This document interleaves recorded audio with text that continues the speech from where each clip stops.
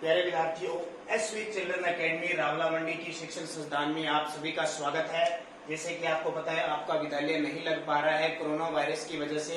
इस कारण आपको ऑनलाइन प्लेटफॉर्म दिया जा रहा है। तो सारे सब्जेक्टों की क्लास आपको रोज मिलेगी। अलग अलग डिवाइड आपको वार कर दिए गए हैं, किस वार को कौन सा आपको वीडियो मिलेगा। जैसे मैं आपको पढ़ाऊंगा सामाजिक विज्ञान और कक्षा 9 के विद्यार्थी हैं आपके, जैसे 8वीं की परीक्षा नहीं हुई थी उस वायरस के कारण, आपको आगे अगली क्लास में कर दिया गया था। अब आपकी क्लास में जो पढ़ाई हो रही है वो ध्यान न पड़े, इसलिए हम सब ने मिलकर ये प्लेटफॉर्म शुरू किया है। तो आप सभी का सहयोग चाहिए। आप बढ़िया तरीके से हर रोज आपको 10 से 12 मिनट की हर सब्जेक्ट की अलग अलग एक हफ्ते में क्लासें मिलेगी, उसको बढ़िया तरीके से पढ़ना है। तो हम बात करते हैं सामाजिक विज्ञान कक्षा 9 और पहला पाठ कौन सा है? अध्याय प्रथम, प्राचीन जो समय के जो खंड में बांटा हुआ है।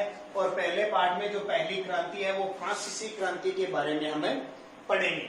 यानी फ्रांसीसी क्रांति कब हुई, इतिहास का है। मैं किताब आपको दिखा देता हूँ। अब की बार 9th क्लास की किताब, इस तरह की किताब नई आई है, आप देख सकते हैं। सामाजिक विज्ञान भारत और समकालीन विश्व, प्रथम कक्षा 9 के लिए इतिहास की पाठ्य पुस्तक। ये पुस्तक जिस विद्यार्थी ने नहीं खरीदी है 9वीं क्लास के विद्यार्थी, वो आप खरीद लें।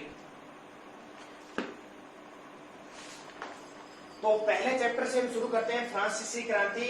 अब फ्रांसीसी क्रांति का मतलब क्या होता है? यूरोप जो महाद्वीप है उसमें एक देश है फ्रांस, वहां के लोगों ने अपने अत्याचारों से निपटने के लिए वेर विरोध किया, आपस में भाईचारा अपनाया और सरकार के विरुद्ध क्या किया? आवाज उठाई। जैसे हमारे देश के क्रांतिकारियों ने अंग्रेजों के खिलाफ आवाज उठाई थी, उसी प्रकार इन्होंने उठाई, इसलिए इसका नाम क्या हो गया? फ्रांसीसी क्रांति। और ये फ्रांसीसी क्रांति कब हुई? 1789 ईस्वी में हुई थी। अब आपको एक बात याद रखनी है, फ्रांस की राजधानी क्या है? पेरिस। फ्रांस की राजधानी क्या है? पेरिस।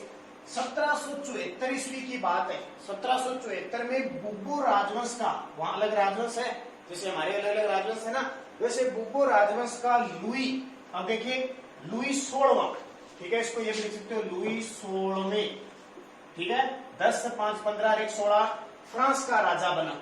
ये राजा बन गया और इसने क्या किया? विवाह कर लिया एक ऑस्ट्रिया की राजकुमारी थी मेरी एंटोनेट के साथ। ऑस्ट्रिया की राजकुमारी मेरी एंटोनेट के साथ शादी कर ली। और इसने क्या किया? अमेरिका वगैरह को, जो ब्रिटेन वगैरह, उनके साथ समझौता न करके वेर विरोध कर लिया। इससे वो लगातार इन पे आक्रमण करते रहे और फ्रांस की जनता को भड़काते रहे। तो क्या हुआ? लुई ने जब सरकार पर कर्ज ज्यादा बढ़ गया, क्योंकि ज्यादा कर्ज बढ़ना ही था, ये ऐशो आराम से जिंदगी जीता था और बहुत सारे खर्चे करता था, वो उत्सव बना लिए, बहुत सारे कर लिए। जब कर्ज ज्यादा बढ़ा तो जनता पर इसने क्या लगा दिया? कर्ज तो लगा हुआ था और ज्यादा बढ़ा दिया 18वीं सदी में। अब इस 18वीं सदी का मतलब क्या हुआ कि 1700 कुछ, आज जैसे 20, अब हम क्या कर रहे हैं 2020 चल रहा है, तो सदी कौन सी है? 21वीं सदी है, ध्यान रखना, एक आगे चलती है सदी। तो 18वीं सदी में फ्रांस 3 स्टेट्स में बंटा हुआ था। स्टेट्स का मतलब 3 प्रांतों में बंटा हुआ था। इसमें तीसरा स्टेट ही कर देता था। तीनों में से कौन सा कर देता था? तीसरा, क्योंकि यहाँ क्या थे? किसान थे और सरकार किसान से सबसे ज्यादा कर्ज लेती थी। 2 में नहीं लेती थी क्योंकि अमीर वर्ग थे और पादरी वर्ग के लोग थे यहाँ पे, ठीक है, यानी इनसे कर न के बराबर लिया जाता था।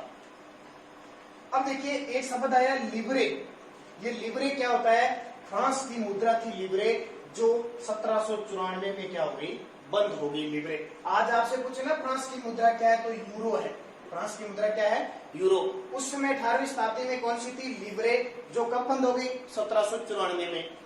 पादरी वर्ग क्या होता है? पादरी वर्ग होता है चर्च में जो विशेष कार्य करने वाले लोग होते हैं, उनको पादरी कहते हैं। जैसे हमारे मंदिरों में, गुरुद्वारा में बाबा जी होते हैं, मंदिरों में पुजारी होता है ना, पंडित जी, वैसे ही क्या है इन चर्चों में। और चर्च किसके होते हैं? ईसाई धर्म के। ईसाई धर्म के जो चर्च होते हैं वहां पादरी होते हैं, इनसे बहुत कम टैक्स लिया जाता है। टाइड क्या होता है? चर्च के लिए किसानों से कर लिया जाता था। ये तीसरे वर्ग में किसान रहते थे ना, तीसरे राज्य में सरकार तो लेती थी, उसके अलावा चर्च के जो लोग हैं उनके लिए स्पेशल किसानों से कर्ज लिया जाता था, यानी कर लिया जाता था। ये शब्दावली ध्यान रखना। तो फ्रांस में जनता क्या है, इनके अत्याचारों से इतनी दुखी हो गई थी कि उन्होंने क्या की, क्रांति की। और फ्रांस की क्रांति कब हुई, 1789 में। इसके बारे में पढ़ना है, ये विश्व का इतिहास है, ध्यान रखना। थोड़ा सा मुश्किल है, इसको आराम से पढ़ना है। कौन था, लुई 16वां फ्रांस का राजा बना था। आगे की बात देखो, क्या और कौन कौन से शब्द इसमें प्रयोग किए जाते हैं। जैसे मैं आपको बताता हूं, टाइल, एक टाइल शब्द हुआ करता था।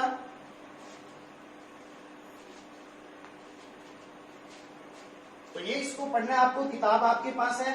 आपको मेन चीज बताई जाएगी, सारी किताब में से नहीं बताई जाएगी। जो जो परीक्षा में आएगा उसको ऑनलाइन पढ़ाया जाएगा। जैसे ही हमारा विद्यालय शुरू हो जाएगा फिर हम दोबारा इसको शुरू कर देंगे। एक शब्द है टाइल। टाइल क्या होता था फ्रांस उस समय, तो टाइल होता था जनता सीधे कर, जनता सीधे कर राज्य सरकार को देती थी, वो देती थी। ध्यान रखना, राज्य सरकार को जनता जो सीधा कर देती थी उसको क्या कहते हैं, टाइल कहा जाता था उस समय। ये बात ध्यान रखना। फिर क्या हुआ कि फ्रांस की जनसंख्या 1715 में क्या थी, लगभग 2.3 करोड़ थी। कितनी, 2.3 करोड़। और ये 1789 में बढ़कर कितनी हो गई, 2.8 करोड़ हो गई। कितनी, 2.8 करोड़ हो गई। जनसंख्या बढ़ गई, जनसंख्या बढ़ेगी तो भूखमरी बढ़ेगी, विरोध बढ़ेगा, लोगों में भाईचारा समाप्त होने लगेगा। और जनता इसमें लगातार क्या कर रही थी, सरकार क्या कर रही थी, कर लगा रही थी।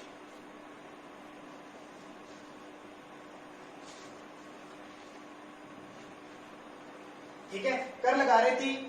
अब धीरे धीरे क्या हुआ, किसान जो वर्ग थे, जनता थे, उनमें अनाज का संकट आ गया, खाने पीने की चीजों में संकट आ गया। और खाने पीने की चीजें इतनी नहीं थी, फिर भी सरकार क्या लगा रही थी, टैक्स लगा रही थी। इसलिए क्या हुआ, जनता ने मिलकर विद्रोह किया। जनता ने क्या किया, विद्रोह किया। किसके खिलाफ, सरकार के खिलाफ। किस सरकार के, फ्रांस के खिलाफ विद्रोह किया। ये बात आपको ध्यान रखनी है। उसके बाद में आपकी किताब में जो मेन चीजें हैं वो आपको पढ़ाई जाएगी।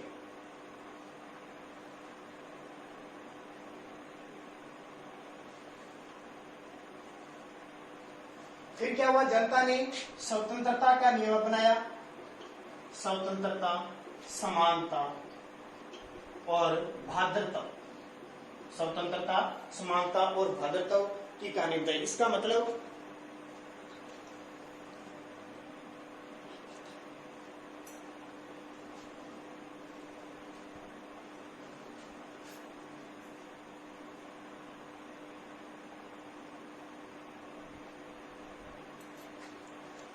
ठीक है, स्वतंत्रता, समानता और भ्रातृत्व की नीति बनाई।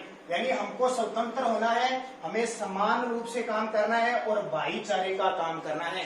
आज भी हमारे देश में ये स्वतंत्रता, समानता और भ्रातृत्व हमने किसने यहाँ से लिया है, फ्रांस से लिया है। इस नीति के तहत बहुत सारे इतिहासकार सामने आते हैं। इतिहासकार हो गए, राजनीतिज्ञ हो गए, इन सब ने मिलकर क्या किया, जनता का सहयोग किया। और फ्रांस में क्या हुई, 1789 में क्रांति हुई। इसके बाद में ध्यान रखना, एक दार्शनिक आए थे, जॉन लॉक। दार्शनिक जॉन लॉक आए और दूसरे आपके आए जिया जाक। इन दोनों दार्शनिकों ने मिलकर क्या किया,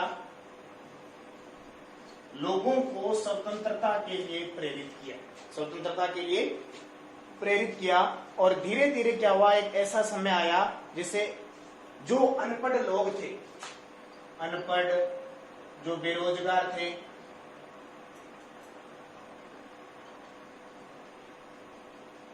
और बहुत सारे लोग जिनको ऐसी सुविधा थी, भूमिहीन थे, जिनके पास भूमि नहीं थी, सामंत थे, इन सब लोगों ने मिलकर किया, एक क्रांति की फ्रांस के सरकार के साथ। और धीरे धीरे ऐसा सिस्टम बना कि फ्रांस को घुटने टेकने पड़े और इनकी राज्य सरकार गिरते हुए लोकतांत्रिक सरकार बन गई। तो गणतंत्रात्मक सरकार इनकी बन गई। अब ध्यान रखना, क्रांति की शुरुआत कहां से होती है, कैसे होती है, ये सारी बातें हम इस वीडियो में पढ़ेंगे। आज आपको सिर्फ आपको बताया कि फ्रांस की क्रांति क्यों हुई, कैसे हुई, क्या कारण था, कौन से दार्शनिक थे। तो रोज आपकी 10 मिनट की क्लास होगी, उसमें सारा विवरण आपको बढ़िया तरीके से बताएगा। आज आपकी शुरुआत है कक्षा 9 सामाजिक विज्ञान। सभी जिसने बुक नहीं खरीदी है वो बुक खरीद लें और साथ साथ में पढ़ते जाएं, क्योंकि यहाँ आपको सिर्फ टॉपिक वाइज ही पढ़ाया जाएगा, ज्यादा नहीं पढ़ाया जाएगा। तो जो जो आपको दिया गया है उसी हिसाब से आप पढ़ते रहिए। तो धन्यवाद।